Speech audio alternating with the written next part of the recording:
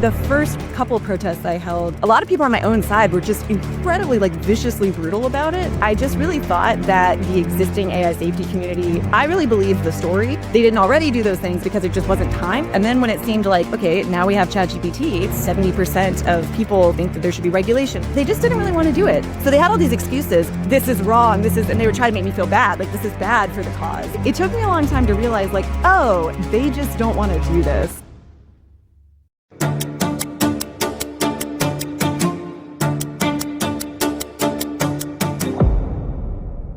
All right, ladies and gentlemen, another guest coming up. You know her from PauseAI fame. Frey, if you've ever seen me yelling into a megaphone, that was probably from a protest that she planned. Please welcome Holly Elmore. Hello. I wanted to find something festive like your hat, but I couldn't. If you bought the book, that's already good enough. So more about Holly. She's the founder and executive director of PauseAI US. She holds a doctorate in evolutionary biology from Harvard University, and she's been involved in the world of effective altruism. She knows some of the key individuals working in frontier AI development and AI safety, the same people she now leads protests against. Is that fair to say? Yeah. Yeah, and I just heard your episode with Robert Wright, which I thought was really good. You guys were basically talking about the social dynamics of this community, and you mentioned that you were Facebook friends with Dario. Is that right? I think I still am. I don't know if he's very active on Facebook these days. Do you ever send him a poke? I did accidentally invite him to early protests, including one at Anthropic. Just, because you have to click one by hand, and I managed to invite him. It's pretty funny. Yeah, the Dario Sucks group. Yeah, so in general, what's the current state of the protesting movement?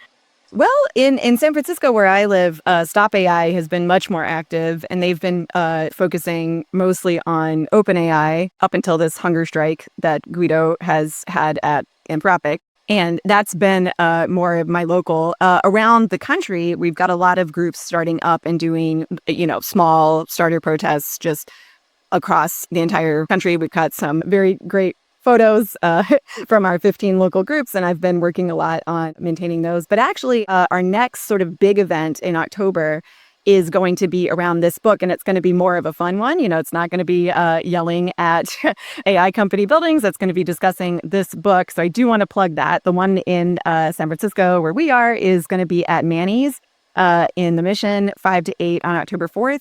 And there's going to be events across the country, and there's also going to be events across Europe during the 2-week period after October 4th. So we're giving everybody a chance to read the book, and then we're going to kind of come together and discuss it and discuss what do you do from here if you feel worried. Oh, yeah. And what do you think about Michael Trotzi's hunger strike? Well, PauseAI doesn't do that. A lot of people attributed the hunger strikes to PauseAI, which was interesting. I guess it was kind of gratifying, that's who they think of, But yeah. But yeah, we don't do stunts, and but Trotzi decided to do it. He was inspired by Guido, and I was honestly I was kind of worried. Trotzi had a very concrete demand, but I didn't. I'm nervous about stunts because I don't want things to go too far. I think we really have such a strong base of just moderate activism all to get established, in this space already, quite enough to be getting on with. But I think that the reaction I saw to it was pretty positive, that it really impressed upon people the severity, what's going on. So I think it ended up having a positive reception. I was blown away that some people were like, oh, this must be PauseAI. I saw someone on Twitter, a notable AI safety figure say, oh, I'm not sure if it was PauseAI, but it's people who are spiritually aligned with PauseAI. PauseAI is becoming one of those generic brand terms, oh, I'm going to Google it. I'm just going to PauseAI. It's like Kleenex. That was the hope. And as long as you're not claiming to officially represent our organizations, take the name, it's a movement that's meant to represent something very broad. It's called PauseAI because, a lot fits under the umbrella of pausing AI. I think you can say they're spiritually aligned with PauseAI, but it just so happens we have pretty strict rules about not doing that kind of stunt.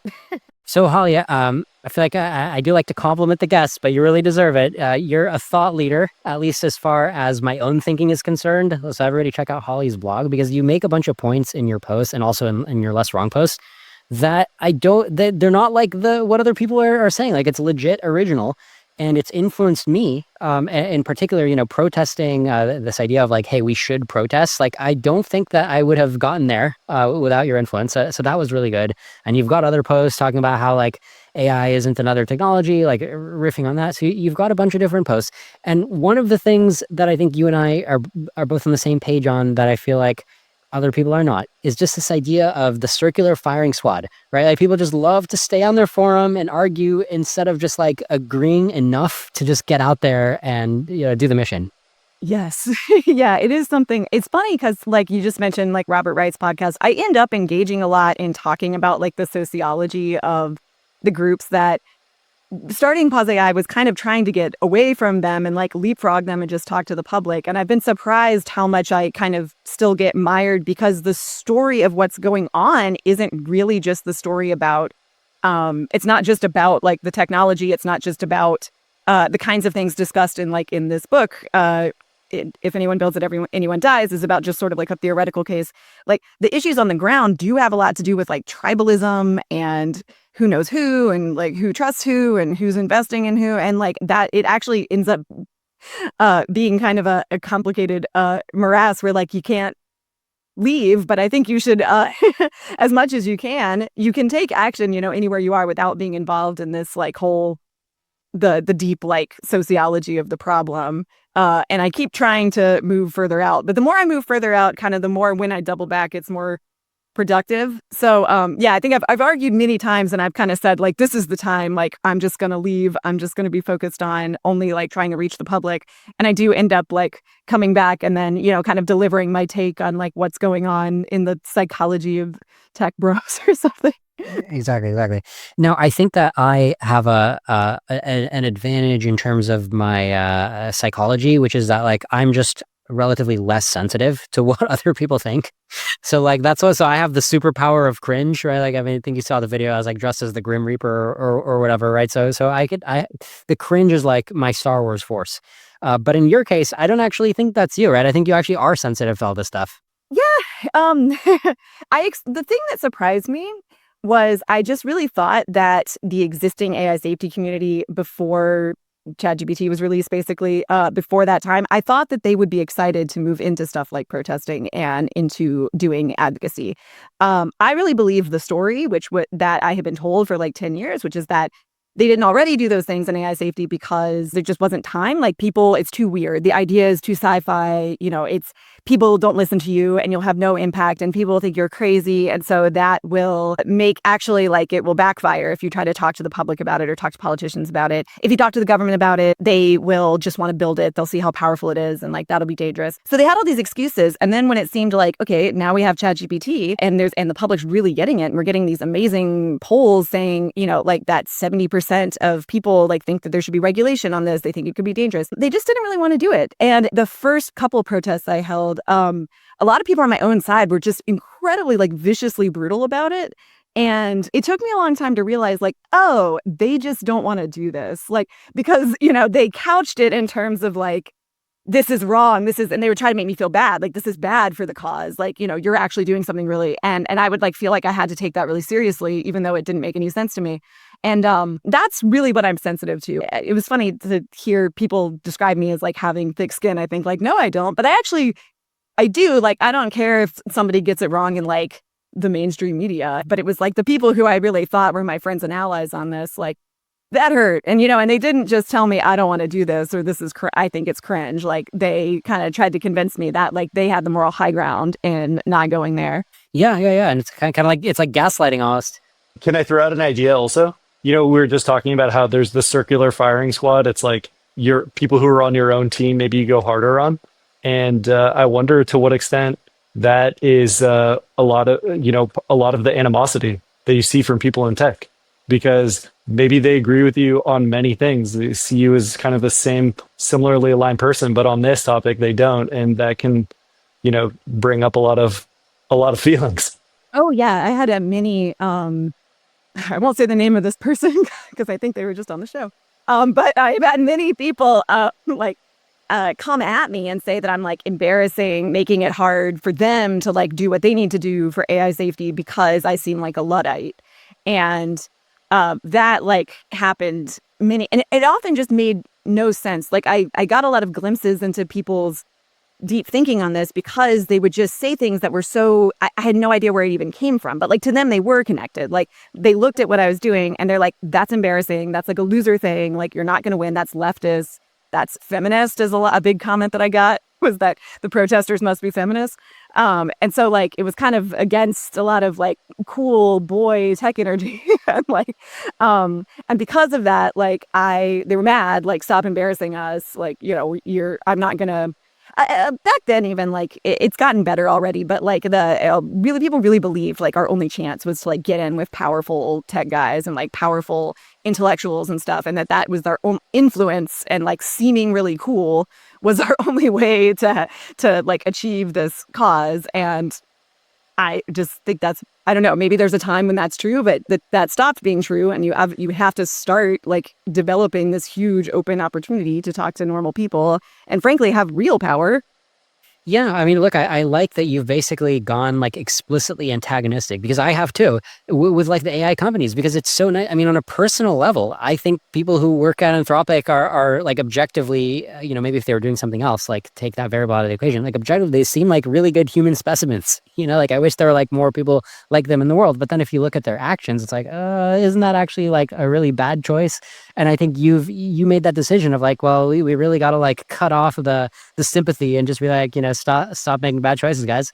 It does amaze me. Like I realized how insular and protected like the world that I had been in and like EA really was after, starting to do advocacy, because they really just, I was like, they don't know that like good people who were like really impressive and like interesting and smart and wanted to do good stuff have done terrible things. Like, what do they think it's like, like when an entire country, like their military does the wrong thing. Like there's lots of people swept up in that, who are not bad, but you have to oppose them. Like it's so strange. Like, oh, but because we're good, it's going to be fine. And like, I really think that a lot of them, it's not that they've taken any steps that they really think are wrong. It's just that like, they're so trusting of the leadership and they never really were reasoning that well morally for themselves, even though the moral calculus that they endorse is very complicated.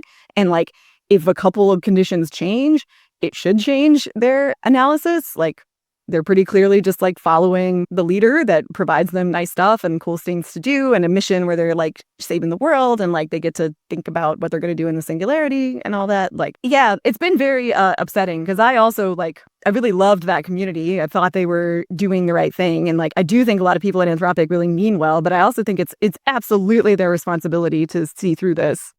Yeah. Well, I've got an anecdote to share. So I just posted the Eliezer interview on LessWrong. I'm like, who's gonna like an Eliezer interview? The LessWrong community. now, to be fair, it did get like, it's got like 58 upvotes or something. So that's considered a lot for LessWrong. So I don't want to complain too much. But then I look at the comments. There's 2 top level comments. First comment: don't you think you were super flattering to Eliezer? It's just too much Eliezer flattery. It's just all about the ideas, not Eliezer the person. He even says he wants it to be about the ideas, not him. And I'm like, okay, well, I mean, he is a genius and the ideas do seem to localize to him, but okay, all right. Second comment. I also agree about the comment about being too fawning around Eliezer. That was the entire LessWrong comment, which is like, okay, that's totally fine. I mean, it's fine to have nitpicks and be a nuanced thinker, but it's just like the ratios get distorted, right? Because I just on a website where you can just cite something Eliezer's written as like the Bible, right? Exactly. It's his way. He started LessWrong. Everybody's on LessWrong because of Eliezer Yudkowsky, right? And the only 2 comments about this big Eliezer Yudkowsky interview are, you're too fawning for Eliezer. It's like somebody needs to do the job of fawning over Eliezer. Okay, I'm doing the yeoman's work here. Are they going to turn on Eliezer? I've been wondering actually if LessWrong is going to turn on Eliezer because of writing the popular book.